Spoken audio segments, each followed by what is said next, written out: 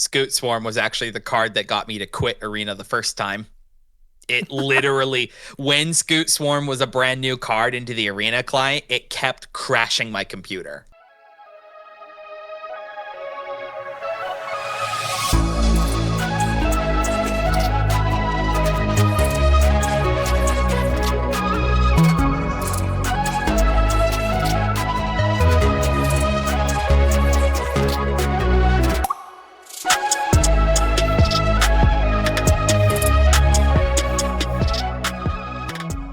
A very warm welcome to all of our Magic players, Magic fans, Commander fans, Magic Arena fans. We're covering a lot of stuff today. This is the MTG Thoughtcast. My name is Joseph. I'm one of your hosts here, and across the screen, or somewhere across your ears, is my brother and co-host of the show, John Kendall. John, what are we talking about today, dude?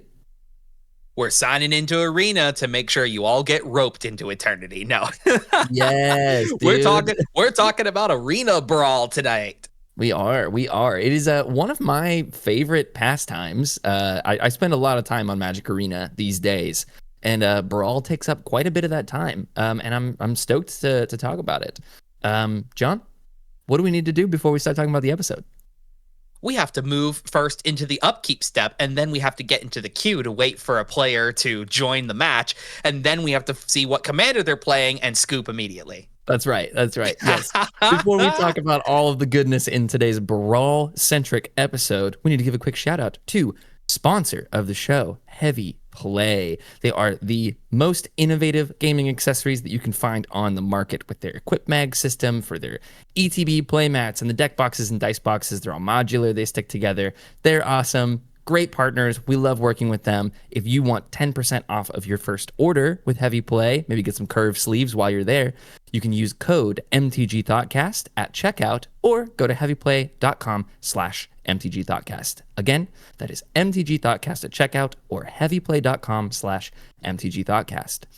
If you want to join all of the discussion about today's episode, future episodes, be included in giveaways, all of the goodness, you could join our Discord down below. It's totally free. We love to have you there, play a lot of games. We get some brewing going. It's a great time. Obviously, you want to be there. If you want to support the channel for totally free and you want to see more content like this in your feed, more deck techs, more pre-con mashups, all of those things, the YouTube buttons down below help a ton. Huge shout out to everyone who's already been following and liking and subscribing and commenting and all of those good things that the YouTube likes. If you'd like to do those, it's just down below the video. All those buttons are good. If you're listening on Spotify, shout out to our Spotify listeners. You can leave us a 5-star review. Would be awesome of you. Otherwise, enjoy the episode. John, we're talking about Brawl today. Your go. Your go. Bro, I'm going to be honest. I'm going to out the gate, out myself as a toxic player. I love the oops button. You've seen me do it once or twice on stream. If you go to swing, you can like bluff having a spell and then just hit the oops button. And then sometimes people will fall for it. So I will, this is my confession as a toxic Brawl player. Lands, am I right? Yes. John, what's Brawl? What is Brawl? Well, so most people should relatively be aware that Magic is available in a huge variety of platforms and accessibility. The most common, I imagine that a lot of people do. Well, actually, maybe even like Arena may even start becoming the more like common way that people are playing, at least like not Commander Magic, I should say. Oh, like, yeah. I've made my case before that like for in my local area around here, it's really hard to get things firing off like Standard and other like 60 card constructed things, and genuinely speaking, even draft. My store does not do draft almost ever. It's the same for me. I have very few places around here that regularly draft or even are like in a time frame that works for me. As a guy who works like nights and weekends, so I spend a lot of time. Like most of my Magic time is spent on Arena or at game stores or meeting up with friends playing Commander. But there's a nice, like, happy in-between of those, which is Brawl. Correct, yes. Arena has a sort of Commander light style game variant that you can build around, and it's called Arena Brawl. You have a very similar headspace as far as the equivalents to Commander, where you have a legendary creature, or I guess in some instances, a particular permanent that says it can be your commander. and you still follow the same overall deck building restrictions that it takes as far as building a commander deck is concerned. Your commander plus the deck itself has to be a 100 card singleton, barring basic lands. It has to match the color identity that the commander that you have selected is, and it has like it does Brawl have a ban list? I actually don't remember. Does Brawl have anything Brawl that's does banned? have a ban list. It has a couple things that are banned. Like, yeah. actually, let me just look it up real quick. It's definitely Draenith Magistrate. I can tell you that much. Yeah, a couple things. Yeah, because the biggest difference that Brawl has is compared to playing 4-player plus commander in paper with your friends or your playgroup is that just due to the nature of how the arena client is, Brawl is a 1v1 format. What that means is that the biggest difference is that you and your opponent, you start with less life. I think it's 25. You start with 25 life, 25 correct? Life. Yep, 25 life. Everything else still applies as far as like having a commander. There is no commander damage as well. And you just go back and forth against an opponent. And while it has a similar skeleton to what makes Commander, there's enough difference and variations just due to the fact that this is on Arena. You only have one opponent. You have less life. And Arena as a whole has some other inclusions as far as like cards that you can't find in paper. There's the same skeleton, but a vastly different like decoration over top of it that kind of makes it unique. It's a very different game than Commander, but it like you said, it feels a lot like it because of the command zone and the singleton restriction. Like, it plays a lot closer to Canadian Highlander, if you've ever played or heard of that, and it even has a very similar like point sort of weight scale for how matchmaking is done, which I'll talk about in a second. But because it's 1v1 and it's lower life total, it's very low to the ground Commander. So like your 1-drops, your 2-drops, and your 3-drops are really, really important in the deck. But yeah, it kind of ticks the same box as like playing a game of Commander for me. So one of the most interesting things about Brawl to me is the way that the matchmaking is done, and this was all kind of like accidentally leaked like last year. But the way that they do it is they essentially have a weight attached to every card in the format. And then they, when you build your deck, it compiles that weight together. So it adds the weight of all those cards together, and the matchmaking pairs you against a deck with a similar weight. So what this does is this, for a long time, especially on like the subreddits and things like that, it was referred to as the Hell Queue, which was just like Atraxa mid-range, just horrifying. Yeah, it's CDH is what it is. It is tough to, like, if you build a commander that's in the Hell Cube, because I think that the commander is weighted heavier than the cards in the deck. So if you're playing with like an Atraxa Grand Unifier or something like that in the command zone, that automatically like weights your deck to a certain point. Whereas if you're playing like Takasha Dig Site Mentor, then you're in a lower bracket than what's going on. So it's very similar, like I said, to the way that Canadian Highlander works, where you have a point system attached to each card and you can have a max of amount of points per deck. But the opposite end of that same coin of the Hell Queue is what makes Brawl super interesting, because if you're building a budget deck or you're new to the client and you just don't have a ton of cards and you just are trying to use your Brawl decks to get your quests done, things like that, where you're like, I just need to cast 40 white cards to get my 750 coins for the day out of this quest. I'm just going to play Brawl because I know that those games are going to go a little bit longer, meaning I can cast more spells. You can just build your like budget white Brawl deck, budget, obviously like wild card budget, white, commander deck or your Brawl deck, and just run it through, and you'll get paired up with similar decks rather than like, okay, I'm playing my my mono white Yoshimaru Brawl deck, and now I'm playing against Atraxa. Like, that should not be happening based on how the matchmaking works. So it is one of my favorite things about Brawl is like, if I'm testing out a deck, I know when I jump into the queue that it's going to match me against a similarly weighted deck. So I know whether the strategy is working in its own bracket or not. And then as I start to increase and start putting Smothering Tithes and, Pact of Negations and things in that are weighted a lot heavier, your Orcish Bowmasters and things like that are just weighted super heavy in the matchmaking queue. I know kind of what the threshold for that deck is when I start to get trampled by the Hell Q once I enter into it. Yeah. So I think for new players, especially, Brawl is a really cool place to just spar, like find some strategies that you like, because there's no consequence to deck building with it outside of like cashing in some wild cards, which again, you don't have to do because you can just stay in lower brackets as you use less weighted cards.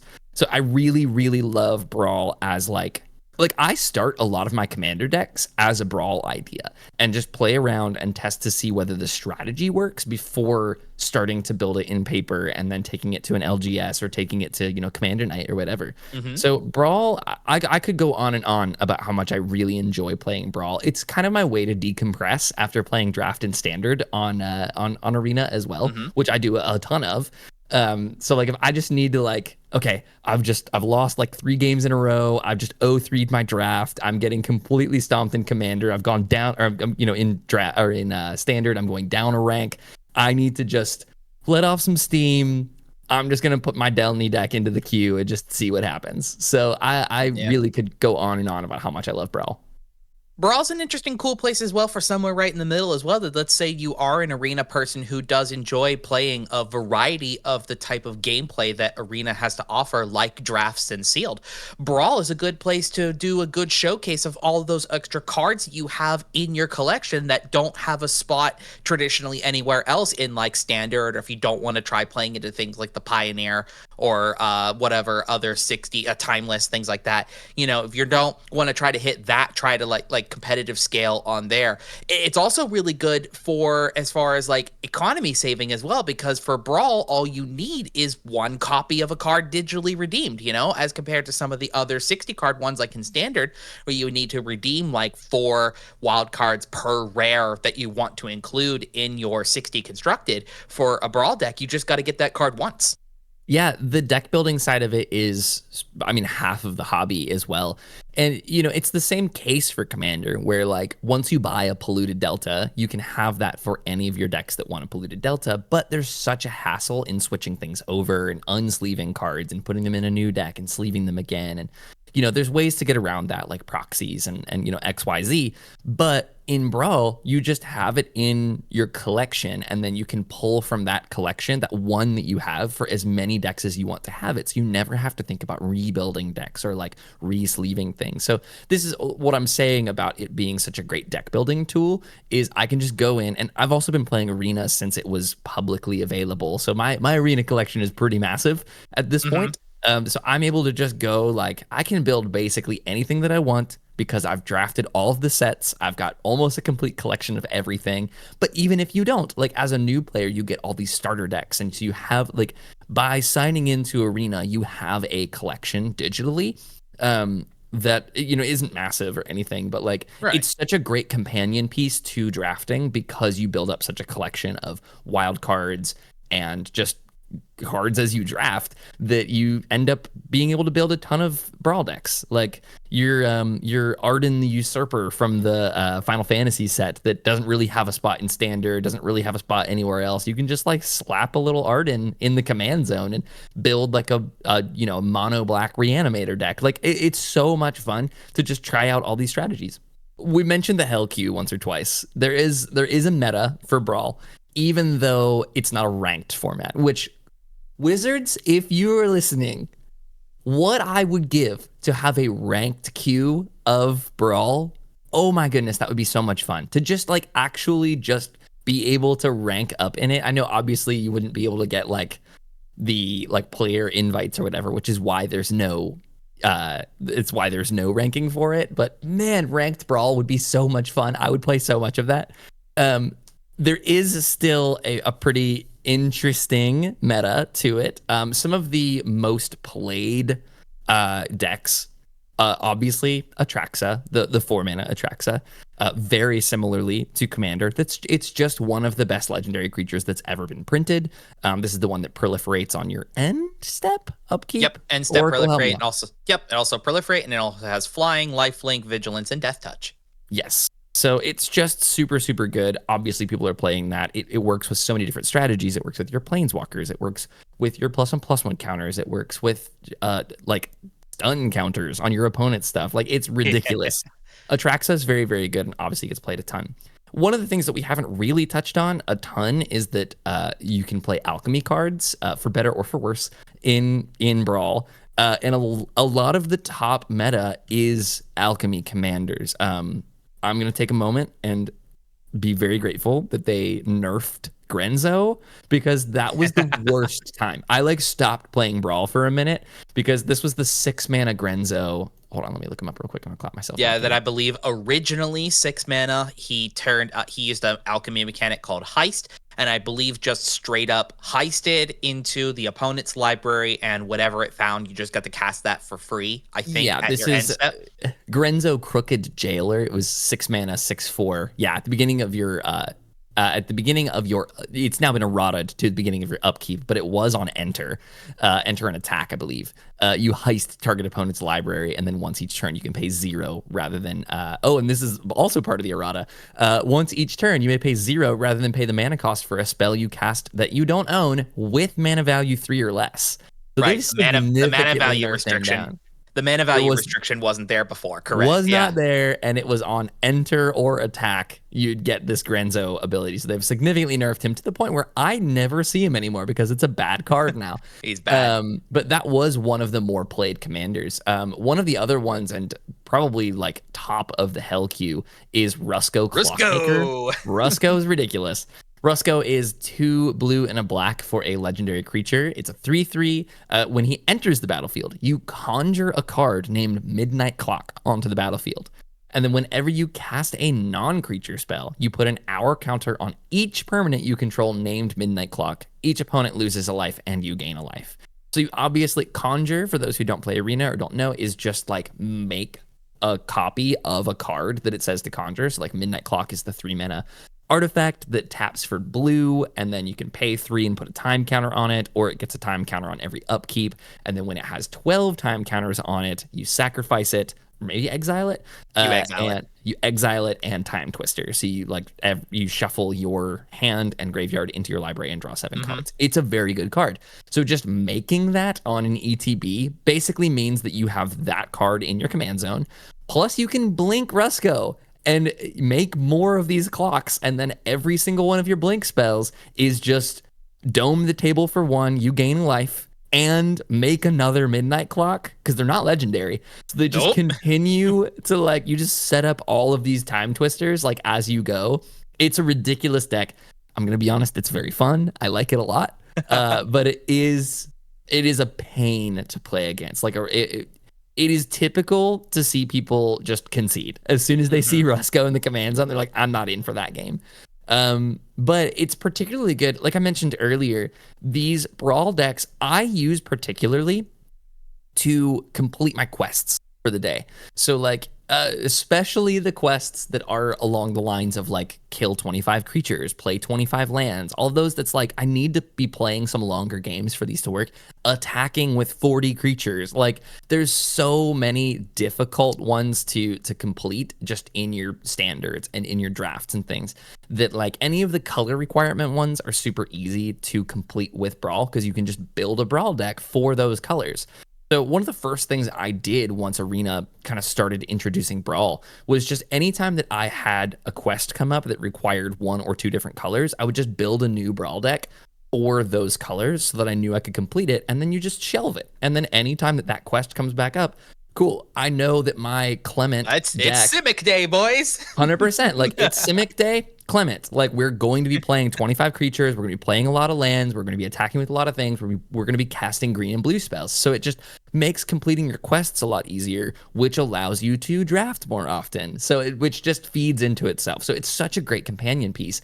And things like Rusko or Atraxa, either the 4 mana Atraxa or Grand Unifier, each of those is we're playing long games here. So if you can sit there and find somebody who also is looking to do that and play a long game, you're just going to complete a ton of quests in one thing. Because being able to the way the Arena economy works, if you can kind of game the system, is using Brawl. to complete your quests to get your coins, and then using coins to enter draft so that you can then convert those coins into gems, which gems are equal to, that's the dollar currency. So if you can just continue to build up your collection of coins, then draft with a winning percentage, you can quote unquote go infinite on Arena. So this obviously requires like a very high skill set of being able to play the game, a winning percentage in draft, but it's how I've managed to like spend roughly no money and be able to keep a massive collection on Arena and play almost every day. And Brawl is a really big part of it. My favorite one that I have in my collection, as somebody who's not as crazy big into playing Arena, I do every once in a while. Y'all have seen some of my streams that I do here on the channel. But when I had that itch to get back into Arena, my favorite quest grinder is actually my 5-color sliver build, as a matter of fact, because it feels it feels that similar, like you can cover all your bases on that kind of thing. It plays all 5 colors. It does a big amount of like land acceleration and ramp. It plays a lot of the bigger, heavier creatures that are good for not only casting creatures, but going in for the attack-based quest ones and the destroying creatures, because I believe creatures, like if your opponent blocks and yours are killing theirs, those count as destroying creatures your opponents control, I believe. Yeah, a very big like 5-color combat creature styled kindred-y thing is a really, really good one to build as well when it comes to trying to do like the quest grinding. I've actually also been playing a lot. Again, I like to build 5-color ones on Arena, I suppose, but I've been playing a lot of Marina Vendrell, the Rooms commander. That one has been really fun. That's good. The one. I'll jump to Marina if my quests involve some more. Like, I don't think there are specific ones related towards enchantments, but maybe if there's one for maybe casting non-creature spells, that's a good one to do on that as well.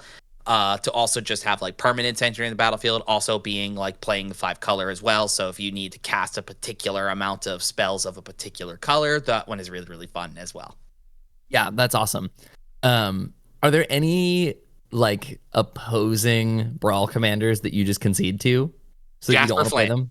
Jasper Flint is Laughing the bane Jasper. of. I hate Laughing Jasper with an undying passion. Oh my God. He is so stupid and annoying, and they taunt me by like showing a couple of weeks back this promo version of Jasper that you can get in paper stores is like, oh, get that stupid lizard out of my face. Yes, he's a very good commander. And one of the things, too, that kind of touches on is like Laughing Jasper in a 4-player commander pod with some more powerful options is not as much of a problem as playing it 1v1 is. If you've ever just taken one of your like most powerful commander decks and played it 1v1, you realize how much more powerful that is when you're just targeting one person rather than having to keep track of what 3 other people are doing. So stuff like Laughing Jasper, the Cruel Claw, things like that really is just Rakdos. Like, oh my God. Rakdos is the issue. Maybe Rakdos is the problem.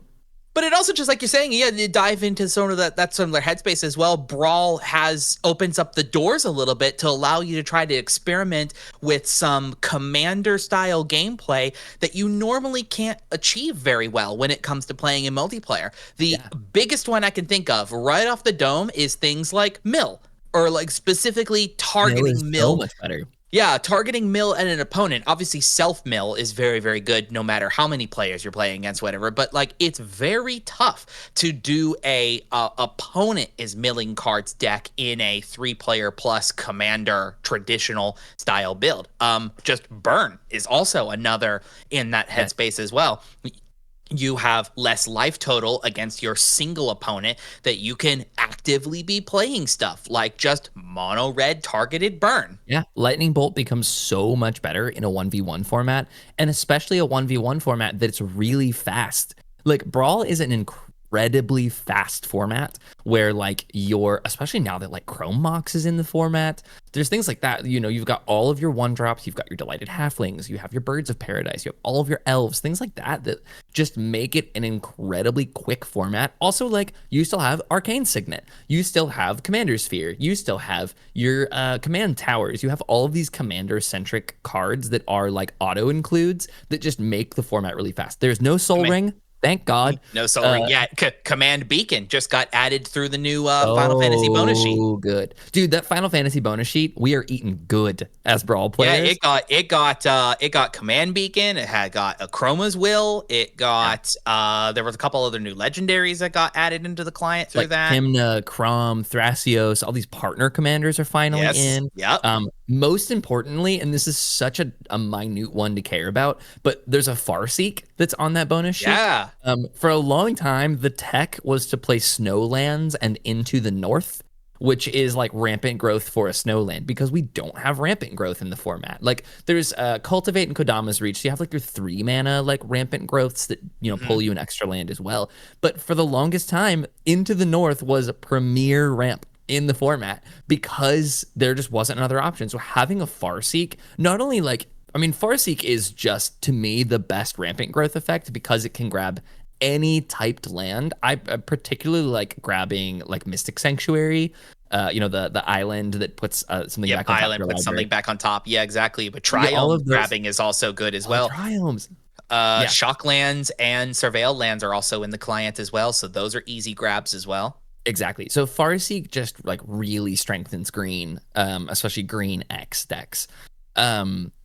But yeah, like it's just so quick and is getting faster. And I like the competitiveness of it. I wish that there was a queue, or that there was a ranked queue for it, so that like, hey, if you're in this queue, you understand what you're getting in for. You know, like I feel bad sometimes whenever there's like a glitch in the matchmaking where I'm playing like even my like Rocco Street Chef deck, which I've just built in paper but started as an arena list. Whenever I play that, it kind of underweights because it's some strange interactions. Like you have like the like Direfleet Duelist. Direfleet Duelist? 1 second. What does it do? It's 1 and a white for a Dusk Legion Duelist. Sorry. Dusk Legion Duelist is particularly strong in that deck, even though it's kind of a bad card, where it's a 2 mana 2/2 with Vigilance. Whenever 1 or more counters, +1/+1 counters are put on it, you draw a card once each turn. So like with Rocco, as soon as anybody casts casts a spell or plays a land from exile, I get to put a counter on something. So that's like, it's acting like a heuristic study for me once per turn. So there's things like that that's like underweights but is super good synergy, and sometimes I'll just pair against somebody who is obviously using starter decks for it for Brawl. I'm like, I'm really sorry, but I'm gonna try to get my quests done here. It also, like, there is something too that's very freeing about having no consequence because it's not ranked, where like if I'm having a bad time in a Brawl game, I'm just gonna concede and go do something else. Like I don't have to like sit through it and run it back, switch decks, change up. It's a good 100%. Testing grounds, like you said. It's a good place to like sort of put something together.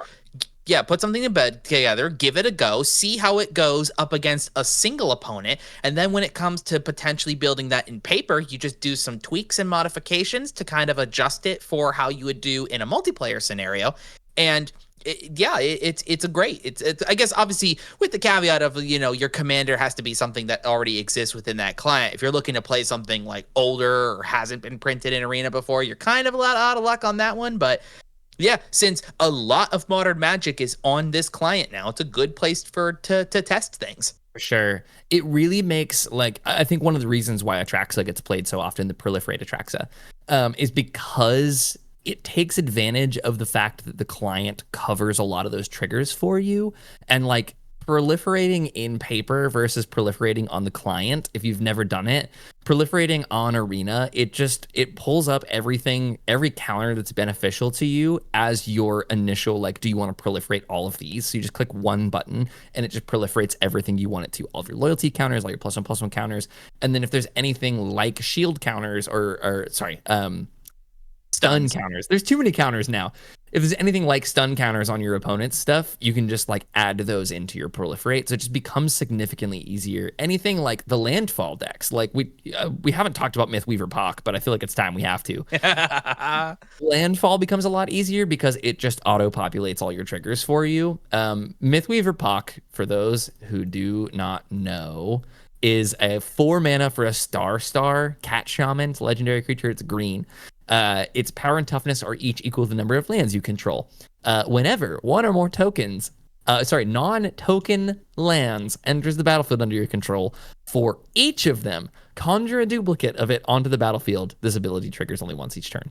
So with something like Mythweaver Pock down, and you play like a Cabaret Courtyard, which is the land that when it enters sacrifices itself to find a basic mountain forest or plains onto the battlefield, tap, you gain 1 life.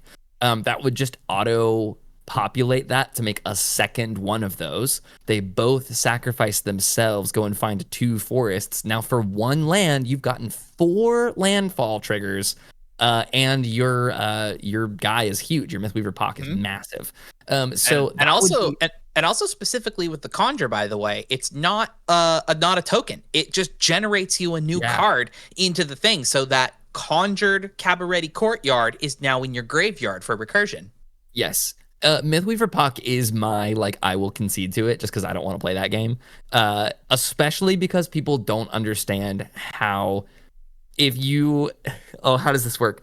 There's a draw infinite combo with Ashaya Soul of the Wilds, where if you have Ashaya down first and then play Mythweaver Puck, it enters as a non-token land, which then conjures a copy of itself, which makes it's now a new trigger of do this once each turn, and it will continue to do that until the game draws out. So a lot of people don't know how that interaction works, and they'll just accidentally draw the game playing something like Mythweaver Puck. So I auto concede to that, but the point being, funny. Yeah, exactly. It handles a lot of those landfall triggers, like your Scoot Swarms. Can you imagine if you didn't have to keep track of all of your D20s with your Scoot Swarms, because it just does it for you? So there's a lot of strategies that become literally easier because of the medium that you're playing it on with Arena versus in paper. Scoot Swarm was actually the card that got me to quit Arena the first time. It literally, when Scoot Swarm was a brand new card into the Arena client, it kept crashing my computer. I couldn't literally play because so many people were now playing this amazing, fantastic new landfall creature card.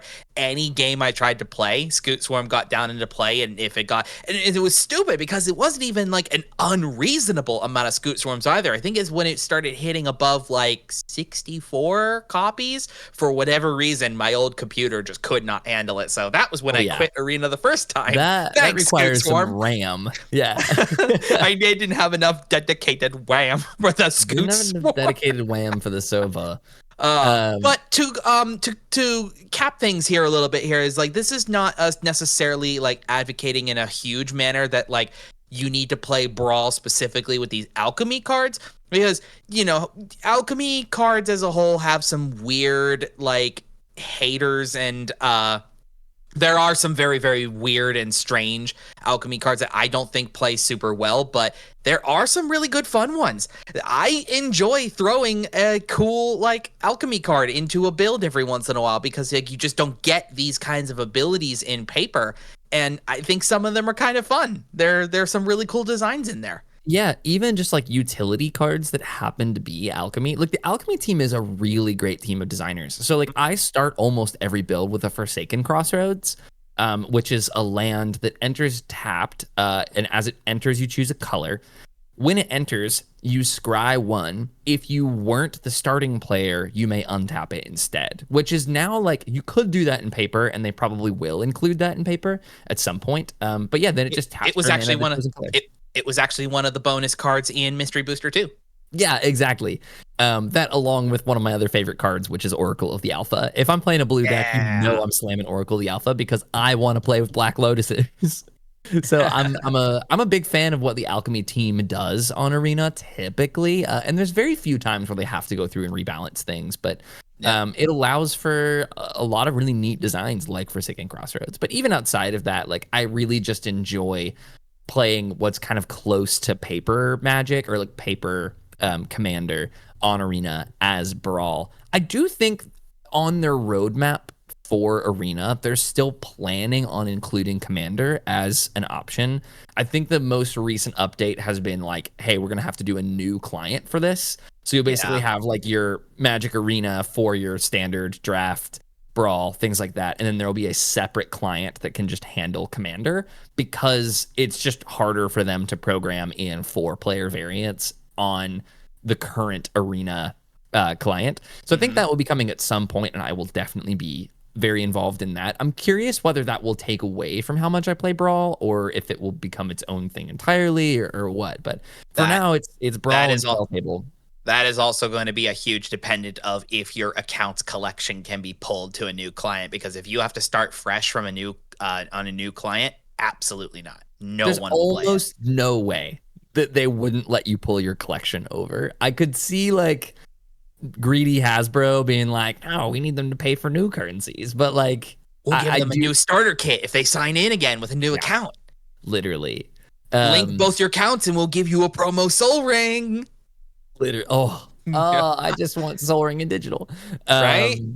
I'm glad that it's not in Brawl, but if we get Commander and we don't get Soul Ring, I will riot.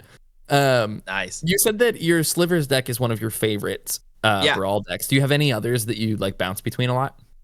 I made the Lelia combo Brawl. And 94 land Lelia. For those who don't know what that one is all about, Lelia the Blade Reforged is a card that was added into the client from the Modern Horizons 3 set that was part of that game, or part of that release. 2 in a red, 2/2 legendary spirit warrior with haste. When Lelia attacks, exile the top card of your library. You may play it this turn, and whenever one or more cards are put into exile from your library and or your graveyard, you put a +1/+1 counter on Lelia. The stupid tricks that you can do with her is specific exiling check cards, things like Cascade and Discover, because they are looking for a specific parameter on its mana value on the card that you're cascading or discovering into. Technically, how that works as a gameplay standard is each one of those cards are exiled one at a time. It's not you flipping a bulk at a go. The War Doctor plays in a very similar space as well, but is not on the client right there. So if you're playing Lelia and then you do a Cascade or Discover card, every single card that is flipped until the discovered or cascaded mana value is met, Lelia will have her bottom text there. It will trigger for every single card that goes off into exile. If your deck just happens to be, I don't know, 7 or 8 cards max that all they do is cascade, and then everything else is land. And Lelia has haste naturally. Oops. Yeah, so it's just play Lelia. Oops, she's a 100/100 attack. And especially like I think the best card in that deck is Atali's Favor. Which is the card, yep. Which gives it trample and discovers on entry, so it just continues the cascade trigger. So it's literally just play 3 lands, play Lelia, I win. Atali's Favor is actually the bottom of the chain, actually, as a matter of fact. Like, Atali's Favor is at the bottom. Everything else that's included in that deck is either Cascades or Discovers, and the card's mana value itself is like 4. So, like, the most perfect deck that the most perfect hand that you could do with Lelia is Lelia's in your command zone for 3, and your hand is lands and the 4 mana ones that do either Cascade or Discover. There's Logical Appraiser. Things like that. Yeah, Geological Appraiser is one of them. Throes of Chaos is one of those. There's also, I think the 4 mana one is like up to 3 target creatures can't block. That one starts at 4 as well. Mm-hmm. And then it gets down to Atali's Favor, and then Atali's Favor tries to do Discover and flips the remainder of your library. Lelia generally starts swinging at that point at like 140 damage with Trample. Right. Now, again, back glass cannon. Cannon, 100%. But again, because it's not ranked and there's no consequences, that is either I'm going to win or I'm going to lose by turn 3, which helps with your. There's 2 different like daily wins and weekly win quests. It's like 7 or 8 daily wins and then 15 weekly wins. That if you just play that, you can get 15 games in that with that easily. So this is another like, and it cost what? 4 or 5 rare wildcards, and the rest are just uncommons. Yeah, like 2. Like Lelia and Trumpeting Carnosaur, I think, are the rares. Everything else is uncommon or common. Right. So like you can start the client and build this deck and just get in all of your daily and weekly wins to be able to start collecting your coins to start drafting. Like all of this cycles back into itself, and just having that in your arsenal of like, oh man, I've got, an hour that I just need to sit and get all of my quests done. Even better if one of your quests is casting red spells. Also, if anyone doesn't know, you can flip quests. This is something that I love telling people about with Arena. Any of your quests that you get once per day, you can flip it into something else, and you can particularly flip the 500 coin quests into a chance to get a 750 coin quest. So every time I open up Arena for the first time every day, the first thing I do is I flip one of my 500 coin quests to try and get a 750. It just hedges your bets a little bit. But like if you flip one of those into the cast 40 red spells or 25 red spells or whatever it is, and you need to get your 15 weekly wins, you can just play your Lelia, and in 30 minutes, you'll have all of your quests done and just start racking up your coins. Not to mention also as well, by the way, the update that put Aether Drift into Arena added achievements into the game as well. So true. Brawl's a great way to do achievements. Like one of the first achievements that I got was using my other favorite Brawl deck, Junderdome, to do the 40 literally to dome achievement. John, tell the people about Junderdome. Junderdome is so stupid. It's another one of my favorite Brawl builds I've done. It is backboned on the deck, backboned on the card Goblin Charbelcher. My commander in specific is Koram the Undertaker. It's a Jund. It's a green, red, black. It gets Goblin Charbelcher down as quickly as possible. Charbelcher, for those unfamiliar, is a 4-mana artifact that activates for 3 that you reveal cards from the top of your library until you reveal a land card. It deals reveal that much cards damage. Until you. If it's a mountain, then it deals twice that much damage. Correct. We don't care about that part, though. What is important, though, is that for every card that you reveal, Belcher will be dealing 1 damage to a target creature or player. I think it says any target now. Yes, it does. So the trick of the deck then at that point is everything that you play in there as far as your mana either comes from mana dorks or the modal double face lands. Because Belcher, if you read it, it specifically says it flips until you find a land. If there is not any in the deck naturally, it'll reveal your entire library and then just go to face whatever cards are remaining in your library. So this is cards like the Zendikar Rising ones, like those mythic ones, or even even some of the common ones as well. Those ones, the first ones that they did, that they are a spell on their front side and some kind of land, usually the ones that are tapped, those big mythic ones that you could shock for 3. Those are very, very crucial to deck as well. But then most recently from Modern Horizons 3, those new ones as well, the new monocolor one, you could shock them in for 3. And the dual color ones. And the dual color ones that come in tapped, yes. Yeah. There's a combination. The most expensive land base that you could possibly find as far as wild cards go. Like, yes, you have to use mythic wild cards on your monocolored lands just for the chance to put them in untapped for 3 life. So the goal of the deck is twofold. The goal is to use as many tutors as possible to not only find Charbelcher, but any amount of the other modal lands to be able to play them down as lands, and then just everything else that we can to mana accelerate as fast as possible. The combo of the deck is to acquire Belcher in hand and 7 available mana, because since Charbelcher is just an artifact, not an artifact creature, it's not affected by anything like summoning sickness or anything like that. So if you can get to 7 and get Charbelcher to resolve, and you can activate it immediately, at that point, the opponent can do nothing to stop the damage coming to them. Even if they remove it in response to you activating the ability is now on the stack. Yes. You get access to one of my favorite tutors in the format, which is Assemble the Team. Yep. It's a green and a black. This is another alchemy card. Hey, it's the alchemy episode today, I guess. It's green and a black for a sorcery. Just search the top third of your library, round it up for a card. Put that card in your hand, then shuffle. Just so much fun. No, I'm a big fan of those decks, and just when Brawl for me is the place to go and play stupid fun. The things that I Definitely. also wouldn't really want to build in paper. I do kind of want to build a Charbelcher deck someday, but Yeah. it's a good place. It's a good place to just go have fun Magic up against somebody, and you just get unexpected wins out of nowhere. Yes. If you want to check out one of my favorite Brawl decks, I on the channel here I posted a deck tech and some gameplay for Sam the Driving Force. That's a Super Friends deck. It's a Naya Planeswalkers, just degenerate. It's so much fun. I love playing that one. One of my other favorites, which is a similar favorite to mine in paper, is my Slimefoot and Squee deck.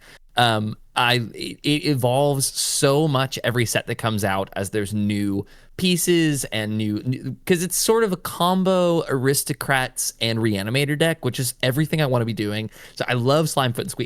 It's recurring nightmare, which is my favorite Magic card. There's so much to love about Slimefoot and Squee for me that I play it both in paper and in Brawl, and they play pretty similarly, but the Brawl one is a lot faster. You get to recur things like Gruff Triplets. You also get, we talked about this a little bit before the show, but Perforator Crocodile is another one of my favorite of the alchemy cards that, God, I wish it was available in paper.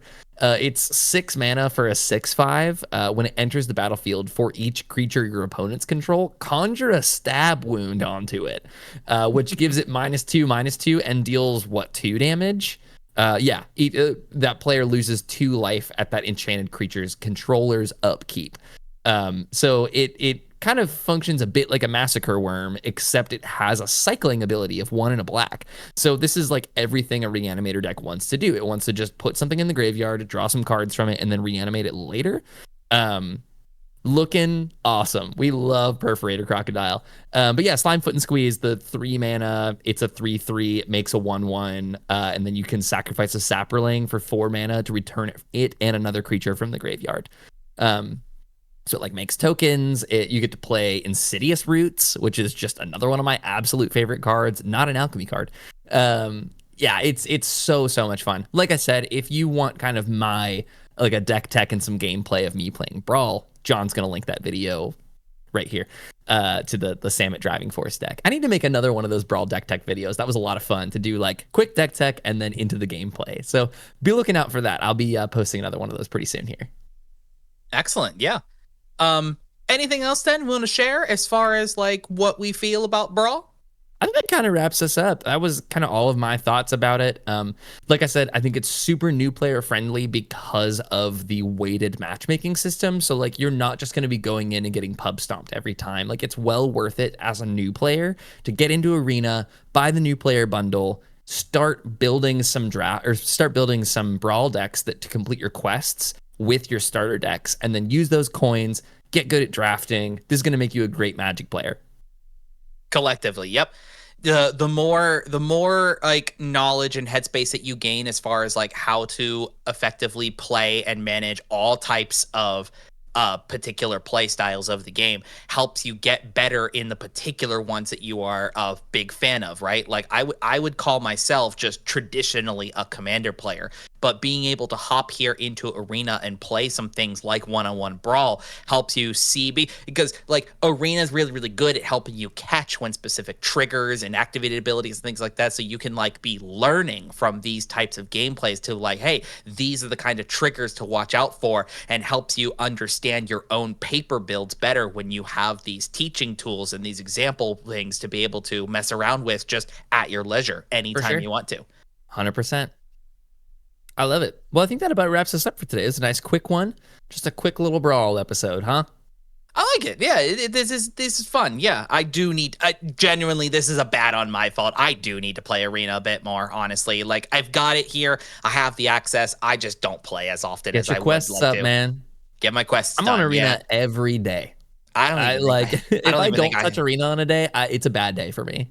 I don't even think I have it updated for Final Fantasy yet. Should probably do that later today. You should do that because you also get free packs. You're going to open up and your mailbox is just going to be full of free packs.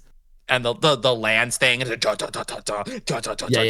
All the banned cards. You get all of your wild cards back. It's fun. Yeah. Stickers. Yeah, I man. gotta buy stickers. You do. You're a sticker enjoyer. Nice. Well, if you guys have any thoughts about Brawl, want to tell us about your sweet brews, you want to school us on what we should be playing in Brawl, either let us know in the comments down below. I'll respond to all of those. You can jump on our Discord and let us know all of your Brawl thoughts. You can do the action formerly known as tweeting at us on Blue Sky. That's our official account linked here. It's Thoughtcast at .bluesky.social or John-Thoughtcast or Joseph-Thoughtcast for our individual pages. What's that? It said come toot at us. Yeah. Twote? A twote. Or you can send me an email at mtgthoughtcast@gmail.com. This is all we got for today. This has been the MTG Thoughtcast, and we'll see you next time.